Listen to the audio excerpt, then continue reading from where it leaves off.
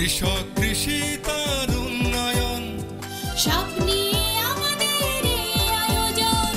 বাংলার কৃষি, বাংলার কৃষি, বাংলার কৃষি। ফলবে ফসল ভরবে গোলা আরো বেশি বেশি। বাংলার কৃষি, বাংলার কৃষি, বাংলার কৃষি, বাংলার কৃষি, বাংলার কৃষি। সুপ্রিয় দর্শক, বাংলার কৃষি অনুষ্ঠান থেকে শুভেচ্ছা জানাচ্ছি। কৃষি তথ্য, প্রযুক্তি ও পরামর্শ নিয়ে আমাদের প্রতিদিনের কৃষিভিত্তিক আয়োজন বাংলার কৃষি।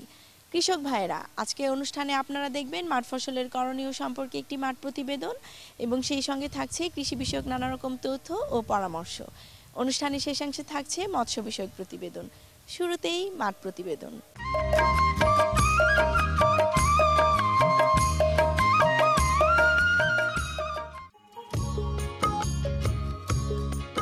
বাংলাদেশ সুগার ক্রপ গবেষণা ইনস্টিটিউট এর বায়োটেকনোলজি বিভাগ টিস্যু কালচারের মাধ্যমে ইক্ষু, সুগার বিট, তাল, খেজুর এবং স্টেভিয়ার চারা উৎপাদন করে থাকে।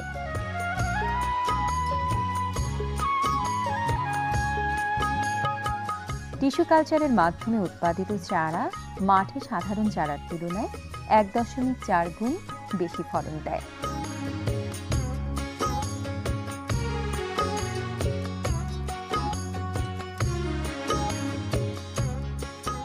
গবেষণার মাধ্যমে খরা, লবণাক্ততা, বন্যা, জলাবদ্ধতা সহিষ্ণু আখের জাত উদ্ভাবন করা হয় টিস্যু কালচার পদ্ধতিতে। গবেষণার মাঠে বিভিন্ন আখের জাতের উপর নিবিড় পরীক্ষা নিরীক্ষা চালানো হয়।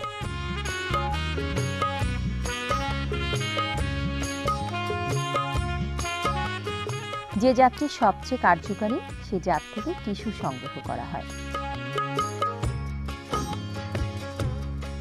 পরবর্তীতে হরমোন দ্বারা রুট এবং শুট অর্থাৎ শিকড় এবং কুশি গজায় এবং এর জেনেটিক পার্থক্য নিরূপণ করা হয়।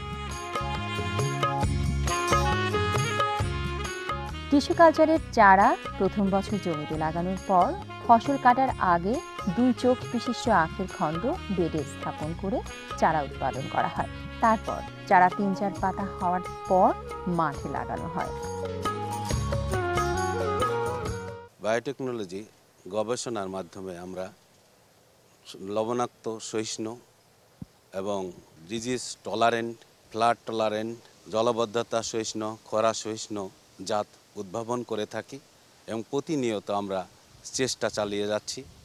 আমরা সমাকলন তৈরি করি, ডেভেলপ করার পরে আমরা মূল আখ থেকে পার্থক্য দেখি। জেনেটিক্যালি আমরা ফিঙ্গারপ্রিন্টের মাধ্যমে শনাক্তকরণ করে থাকি এবং যে আখটি আমাদের ভালো সে আখটি আমরা উদ্ভাবন করার চেষ্টা করে যাচ্ছি প্রতিনিয়ত। পৃথিবীতে প্রতিনিয়ত আবহাওয়া চেঞ্জ হচ্ছে, বাংলাদেশে সেই হিসাবে আবহাওয়া চেঞ্জ হচ্ছে। সেই আবহাওয়াকে চ্যালেঞ্জ করে আমরা নতুন জাত উদ্ভাবন করার চেষ্টা করে যাচ্ছি। যে গাছে ফুল হয় না এবং বীজও হয় না সেই গাছে আমরা টিস্যু কালচারের মাধ্যমে চারা করতে পারি এবং সেই চারা করার পরে আমরা যে গাছে ফুল হয় না সেই গাছে ফুল আনা হয় এবং সেই গাছের ফুল আনার পরে হাইব্রিডাইজেশনের মাধ্যমে বীজ উদ্ভাবন করা হয়। সেই বীজ থেকে আমরা নতুন গাছ পেতে পারি এবং ব্রিডিং ডিভিশনের মাধ্যমে আমরা বীজ থেকে চারা উৎপাদন করে থাকি এবং সেই চারা আমাদের আবার স্ক্রিনিং করে বিভিন্ন জাত নির্বাচন করা হয়। বাংলার কৃষি, বাংলার কৃষি, বাংলার কৃষি। সুপ্রিয় দর্শক, দেখছিলেন প্রতিদিনের কৃষিভিত্তিক আয়োজন বাংলার কৃষি। আপনাদের এই সময়ের করণীয় সম্পর্কে জানাতেই আমাদের এই আয়োজন। সঙ্গেই থাকুন। এখন দেখবেন মৎস্য বিষয়ক প্রতিবেদন।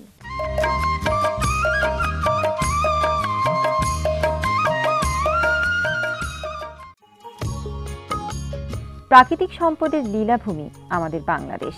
পদ্মা, মেঘনা, যমুনা, ব্রহ্মপুত্র, করতোয়া সহ অসংখ্য নদী নালা বেষ্টিত আমাদের এই দেশ।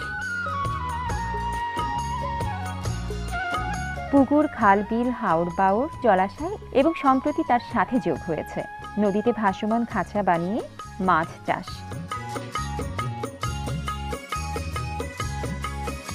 মৎস্য সম্পদ উন্নয়নে খাঁচায় মাছ চাষ একটি প্রযুক্তি নির্ভর কৌশল। মাছের শতকরা প্রায় ৫৫% বিভিন্ন জলাশয়ে চাষের মাছ। মাছের উৎপাদন আরও বৃদ্ধির লক্ষ্যে বাংলাদেশের অনেক নদীতে খাঁচা বানিয়ে মাছের চাষ করে স্বাবলম্বী হচ্ছেন অনেকেই। এমনই একজন সফল খাঁচায় মাছ চাষির নাম মোহাম্মদ দেলোয়ার হোসেন। তিনি সৌদি আরবে কর্মরত অবস্থায় এক মুদির দোকানে টাঙানো ক্যালেন্ডারে বাংলাদেশের চাঁদপুরের ডাকাতিয়া নদীতে ভাসমান খাঁচায় মাছ চাষের ছবি দেখে উদ্বুদ্ধ হয়ে বাংলাদেশে ফিরে আসেন। তিনি ডাকাতিয়া নদীতে গিয়ে ভাসমান খাঁচায় মাছ চাষের কৌশল জেনে তার বাড়ির পাশ দিয়ে বয়ে যাওয়া ইছামতি নদীতে দুটি খাঁচা নিয়ে মাছ চাষ শুরু করেন। বর্তমানে তার খাঁচার সংখ্যা 50টি। প্রতিটি খাঁচার দৈর্ঘ্য 20 ফিট, প্রস্থ 10 ফিট এবং গভীরতা 6 ফিট, অর্থাৎ প্রতিটি খাঁচার আয়তন 1200 ঘনফিট। প্রতিটি খাঁচায় প্রায় 800টি তেলাপিয়ার পোনা দিয়ে থাকেন। 350 গ্রাম থেকে 400 গ্রাম ওজন হলে তিনি তেলাপিয়া মাছ বিক্রি করেন। তিনি নিজেই এসব খাঁচার পরিচর্যা করেন। তিনি নিজ হাতে মাছের খাবার দেন। তিনি সাধারণত তেলাপিয়া মাছের জন্য ভাসমান খাবার দিয়ে থাকেন। মাছের খাবার সংরক্ষণের জন্য নদীর পাশেই ছোট্ট একটি ঘর তৈরি করেছেন। তার এই সফলতা দেখে তার পাশেই মোহাম্মদ সেলিম নামে আরও একজন গড়ে তুলেছেন আরও কিছু ভাসমান খাঁচা। বর্তমানে তার খাঁচার সংখ্যা 70টি। নদীতে ভাসমান খাঁচায় মাছ চাষ অনেক লাভজনক বলে তাদের অনুপ্রেরণায় বর্তমানে ইছামতি নদীতে অনেকেই মাছ চাষ শুরু করেছেন। আমি সৌদি আরব 18 বছর চাকরি করছি। চাকরি করার পরে আর ভালো লাগতেছে না। মনে ভালো দেশে যাই কী করবো। ওখানে আমার একটা ছোটো একটা মুদির দোকান ছিল। দোকানের পরে আমি বাংলাদেশের একটা ক্যালেন্ডার পেয়েছি।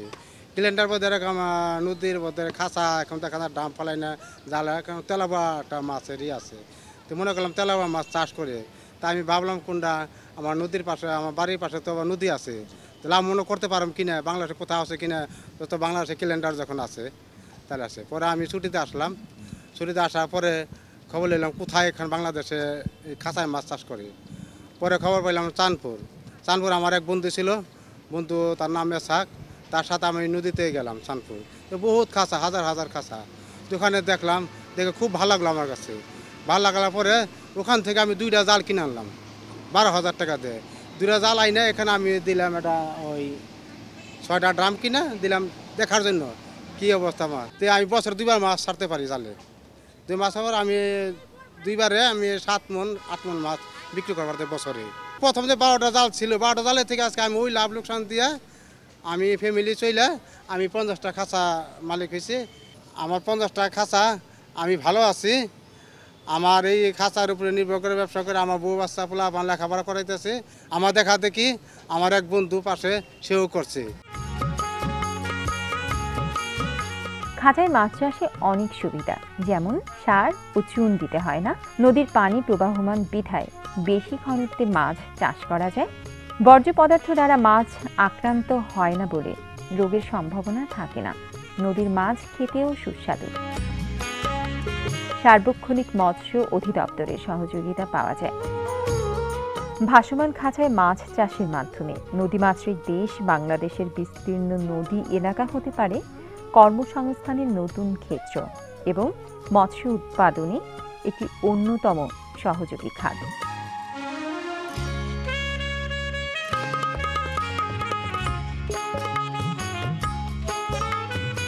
বাংলার কৃষি, বাংলার কৃষি, বাংলার কৃষি। দেখছিলেন মৎস্য বিষয়ক প্রতিবেদন। এরই সঙ্গে শেষ করছি আমাদের আজকের আয়োজন বাংলার কৃষি।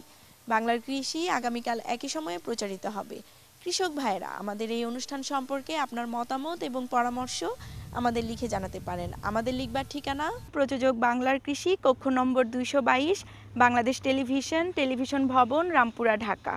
আমাদের email address banglarkrishi@ais.gov.bt। Facebook ID বাংলার কৃষি। আপনারা ইচ্ছা করলে ইউটিউবে বাংলার কৃষি অনুষ্ঠানটি দেখতে পারেন।